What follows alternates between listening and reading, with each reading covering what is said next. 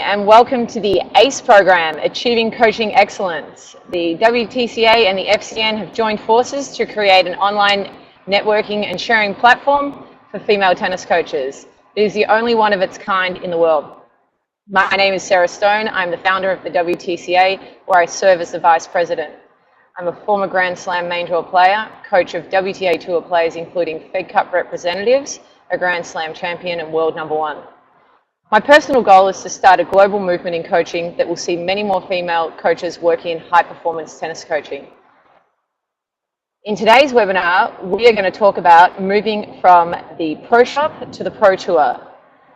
This is a pathway that can be quite difficult, as many coaches will find themselves, female coaches will find themselves either coaching the very young kids, or they'll be stuck in the Pro Shop where they do club operations and things like that, which makes it quite difficult to follow a career path onto the Pro Tour. Basically, they get to coach junior lessons. A lot of clubs like to have a female on staff, but not many of those clubs hire females on staff to work in their high performance area. So we're going to look at going from the junior lessons to working with WTA Tour players. So I'm going to share the pathway with you this morning, and we're going to look at the areas that I think that we need to address with coaches to ensure that they know how to move from the Pro Shop to working on the Pro Tour. We're going to address networking, shadowing and mentoring, experience, coaches' technical competency, zones, being club to national junior, to ITF junior, to pro circuit events, to the WTA Tour, and continuing education. First of all, we're going to look at networking. So it is probably the most important area of development people need to look at when they want to move to the Pro Tour. Once you're on tour, things are pretty easy, because there's a lot of coaches out there, and usually what players do is they like to hire somebody that they know and they've seen and that they're familiar with. So the biggest difficulty people find is that when they're stuck in those Pro Shop or junior lesson roles, they don't know how to get in touch with players or move into academies where they can serve in high performance roles.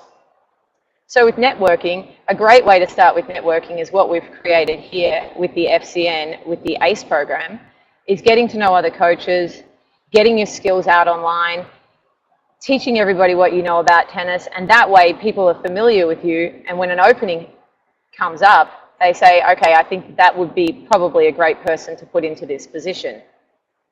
Attending things like coach workshops, seminars, getting involved with some online forums discussing tennis are all great ways of networking with other tennis coaches and other tennis people to essentially sell your brand.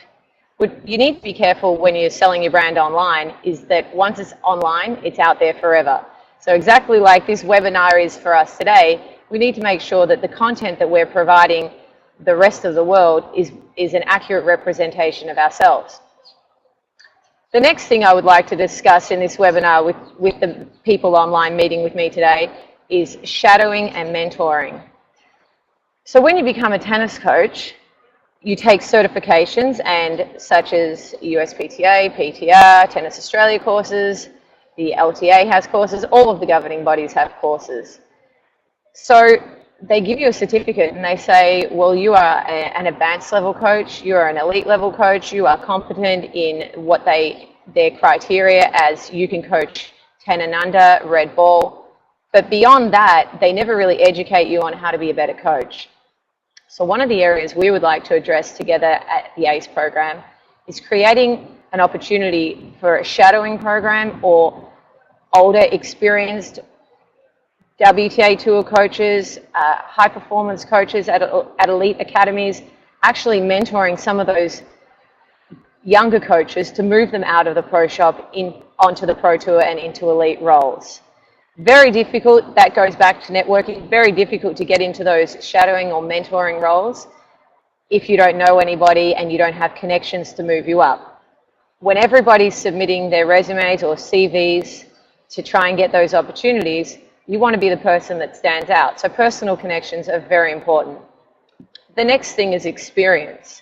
How do you get experience? How do you move out of those 10 and under lessons or the Pro Shop duties onto working at Grand Slams and being in the player support team and these kinds of things, you need experience. Nobody is going to hire somebody who's been coaching 10 and under lessons for 5 years and running an amazing, profitable pro shop and take them onto Grand Slam courts and working with them on the Pro Tour because they don't think they have experience. So that basically goes back to how do you get experience? So we will also look at that and we'll discuss that topic as well. One of the ways that you can get experience is you can shadow a coach, you can go to a lot of Pro Tour events, and you can learn from other coaches. The next issue is a sensitive subject to a lot of people because there's the theory out there that you have to have been a player to be a high performance coach.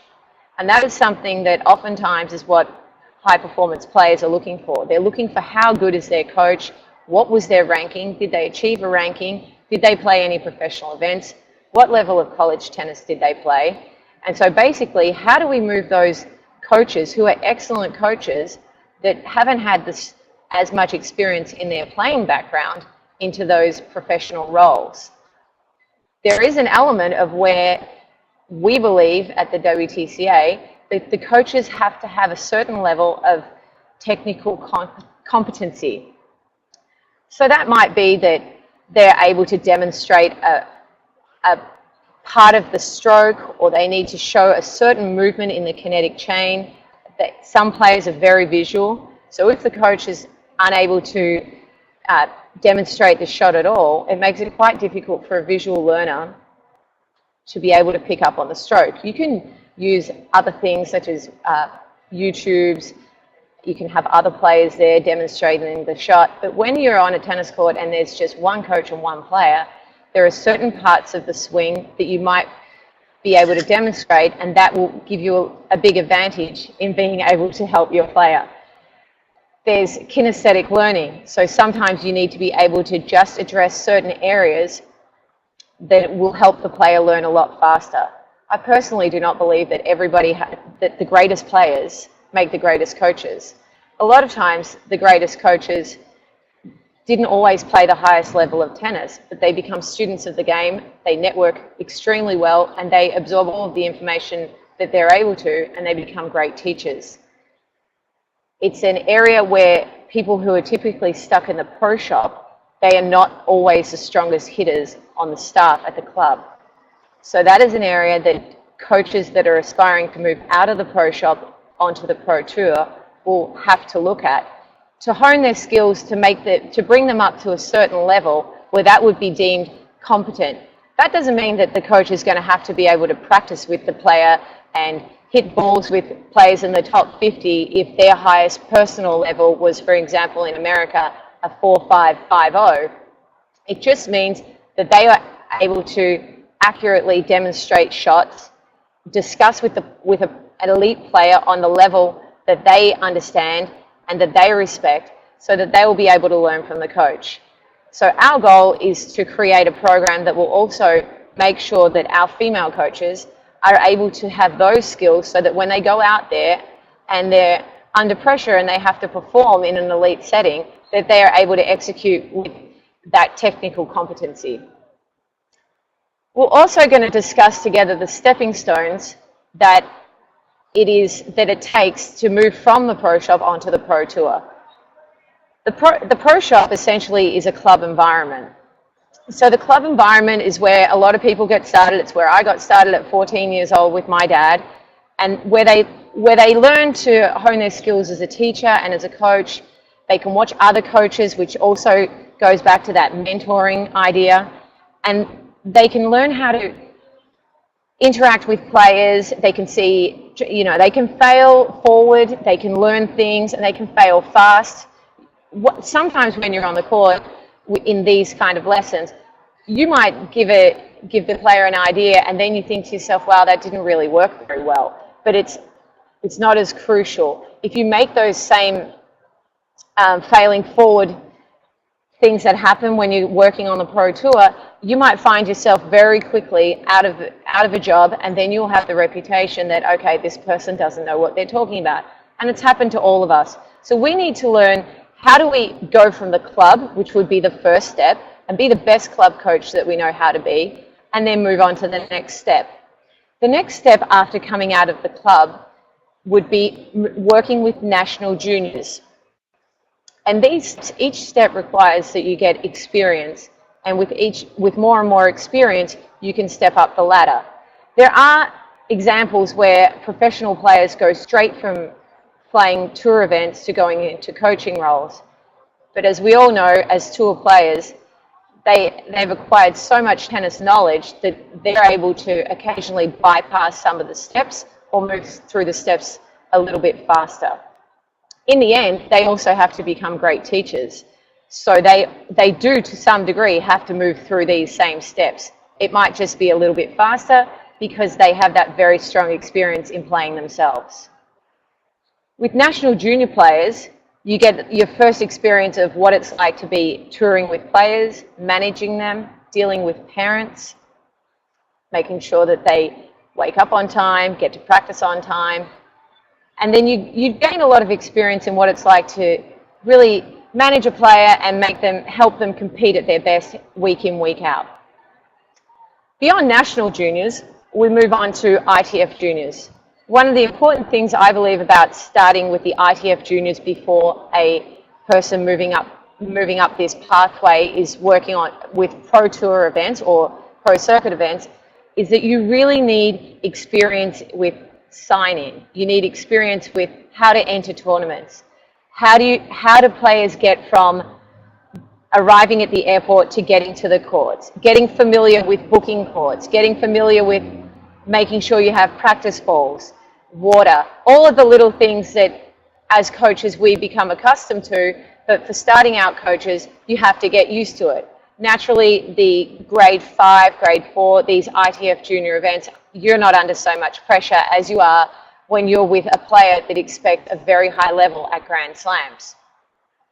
The ITF juniors are a great way for coaches to get to know a higher level of players, and for many it will be their first experience working with top coaches that work for federations around the world that are touring with younger players.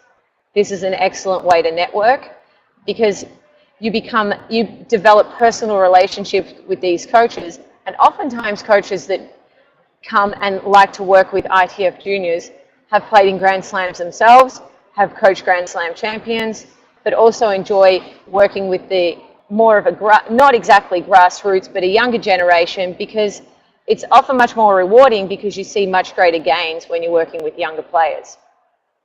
Beyond the ITF juniors, after you've had some experience working with players at junior Grand Slams, you get to know the feeling of how does a Grand Slam actually work if you haven't played in them.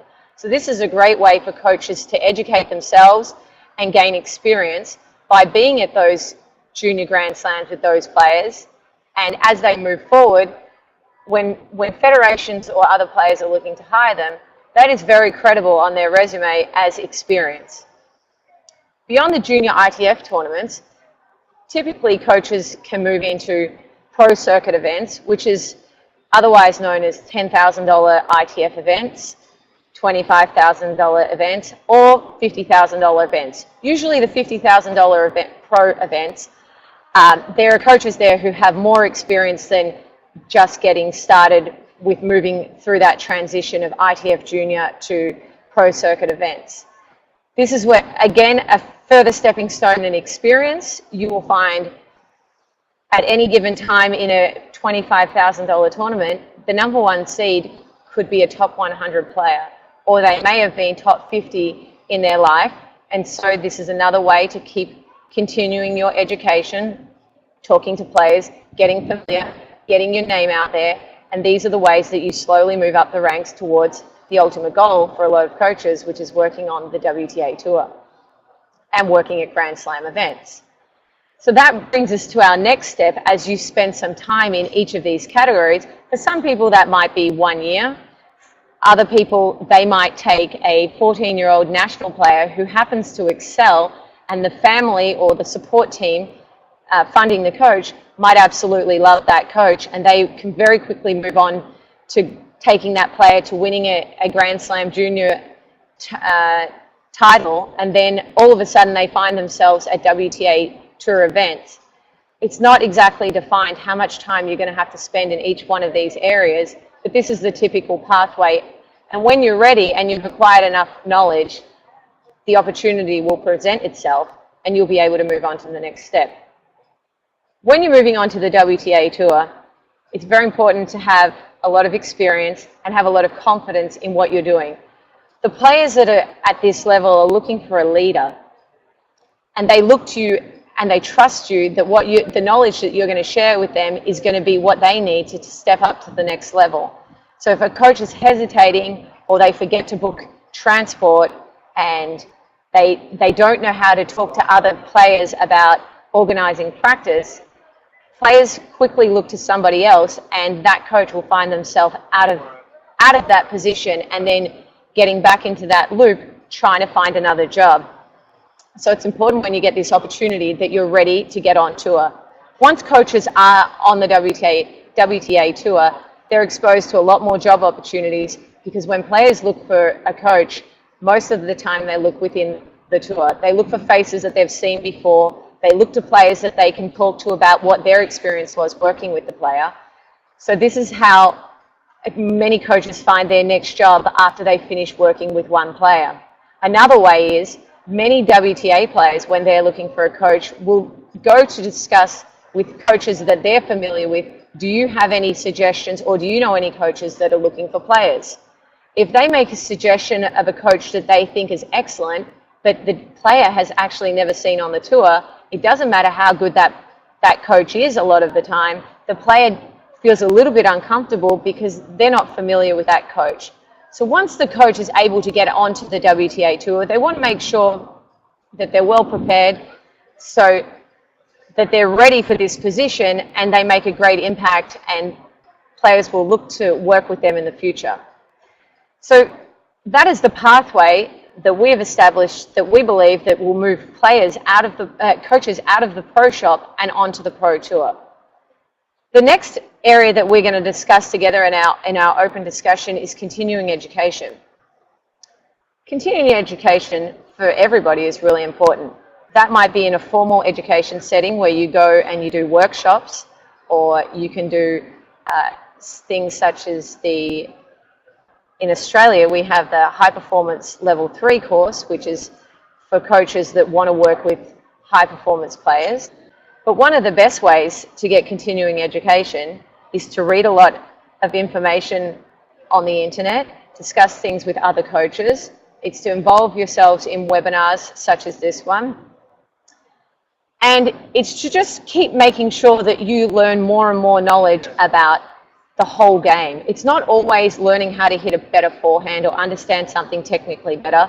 It might be that coaches want to do continuing education in areas such as vision training or eye dominance, or understanding the way that females' bodies respond when they have their periods. Even as females, it's an area that I've been reading a lot on recently, that I have the data to be able to understand exactly at that time, is the player's body temperature going up?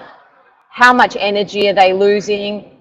All sorts of things that can affect a player's performance. So continuing education is not always gaining more tennis knowledge or understanding technique. It can be working with a sports psychologist, and that circles back to the mentoring. Mentoring is also a continuing education thing where you're able to continue to educate yourself about the many areas of tennis that can make you the best tennis coach that you're able to be. So if those are the main areas that I wanted to cover today, I'd like to invite my friends that have joined me on this webinar to ask me a few questions about those topics that I've covered. Yeah, Sarah, could I ask, you're talking about going through the stepping stones. Am I better off kind of relying on myself rather than waiting for my governing body or my club to come along to say this is the next step? Am I much better off just kind of planning it off my own back and connecting with others that are going to help me push through? It's a good question. Typically the way I'm not sure, maybe it works like this in the whole world. But if you have, they say if you have friends in high places, it helps a lot. It's not what you know, it's who you know. It is also what you know. You do need to know some things, but knowing a lot of people in that networking that I was discussing opens a lot of doors and opens a lot of opportunities for you. So it does serve you very well to be friendly with people, you know, to engage with people and to be able to share your knowledge, because then they'll say, wow, that Vicky, she knows a lot about tennis and I think she'd be great in this position, and they keep you in mind when they see these opportunities arising. So I think that you are able to do it yourself, and that's why together with the FCN and the WTCA, we're trying to provide that pathway to educate coaches on how to move through that. Governing bodies typically will say to you, well, you can take our level 2 course, or you can take once you've taken our level 2 course, you can take our level 3 course, and then you can apply for jobs, and you need to go out there and get experience. A friend of mine applied for a high performance job working with tour level players at a national body, and the response was, you need to go out and get more experience. So this coach is a level 3 coach, has taken their high performance, you know, deemed competent by passing the course, yet how does that coach move from being competent to being hired? And that's a difficult thing. That's a thing where federations aren't providing mentoring, or you're not able to shadow them. So for example, if it was me and I wanted to move into, and that was me who was told you need to get more experience, how do you get more experience? Great way to get more experience is you go out and you say, you find a coach that you really respect, and maybe you could approach that coach and you say to that coach, I would love to come here every Monday and I want to watch you work, I want to listen, I'm not going to interrupt you, but you start to learn from that person and you develop a mentoring relationship. That person, if they have achieved, for example, they've worked on the WTA tour or they've been the director of a high performance junior academy, is your best way of assisting you through that process, other than reaching out to associations like the FCN or the WTCA. Our goal is to guide coaches in the right direction to help them work through that process. It's difficult to do it on your own. You can do a lot of reading, but networking and working with programs such as ours will give you a much better benefit than association, because they're usually pretty set on who they want to hire. So when they tell you to go out and get more experience, they don't really guide you as to how are you going to get more experience. How are you going to get a top 100 ITF player to work with you?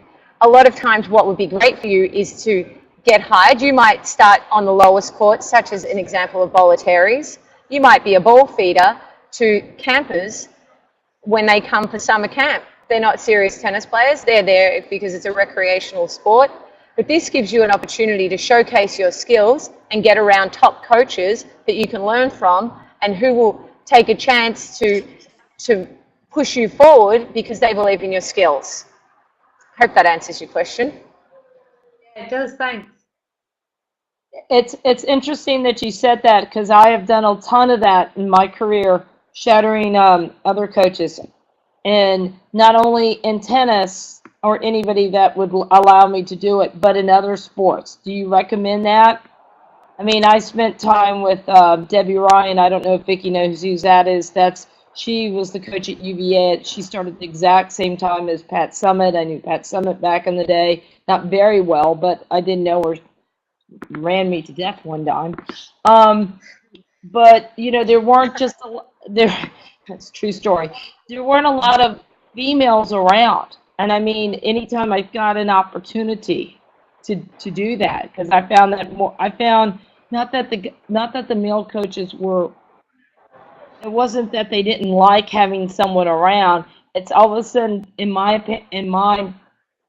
feelings, they got to the point, well, okay, well, this is nice and you're doing my grunt work for me, but that's all I kind of see you as. And to get it to the next level, I mean, I hate to say that there's a lot of chauvinistic attitude, but I'm being honest. It's very good to be honest. I think to push female coaches forward, we need to be honest. Like, this needs to be a real conversation. We don't need to sugarcoat the environment. And as I've mentioned many times, the WTA Tour, there is only, when I first started the WTCA, there was 8.5% of players in the top 200 had a female coach.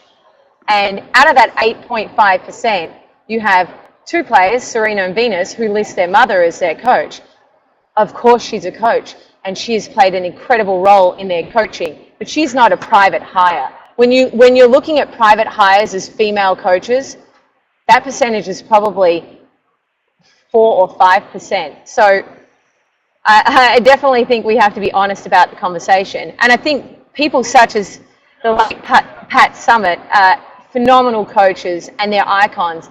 And I think what you're saying there, Susan, is very important to learn from other sports. I love to learn from other sports. You know, even athletes. One of my best friends is very close to Jana Pittman, and that's somebody that I'm going to spend the summer learning from. And she's a two-time world champion. And when we can learn from other sports, coaching isn't just always being great at technique or being able to hit a ball. There's so many more things. Certain coaches are known as unbelievable managers.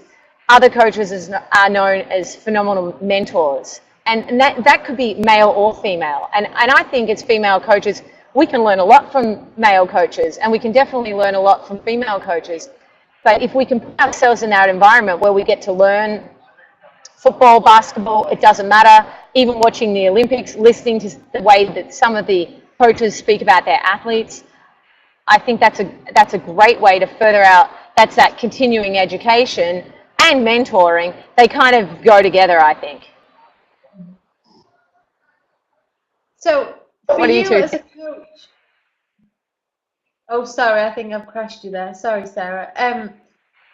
For you as a coach on the tour. That's okay. Keep going. So for you as a coach on the tour, like if I'm coaching at club level and I really want to work hard to, like you say, learn the environment, learn how coaches speak to athletes and each other, would you as a coach be willing to have me shadow you? So I wouldn't be there to do anything or to coach or anything at all. I would just literally be there during your sessions, during competitions, just to stand and watch and make my own notes. Like, would that kind of get in your way, or would you be open to something like that as someone that is already on the tour? I personally would be. I discussed this with a colleague yesterday, and it was a male colleague, and I discussed the concept of mentoring or having someone watch you work. For me, it's an honor because that means that they admire what I'm doing. I've achieved a certain standard in coaching, and I think that that's something that you can feel very proud of if someone wants to watch you coach. What he brought up was intellectual property. I'm not sure that that's super valid. For me, it's not valid.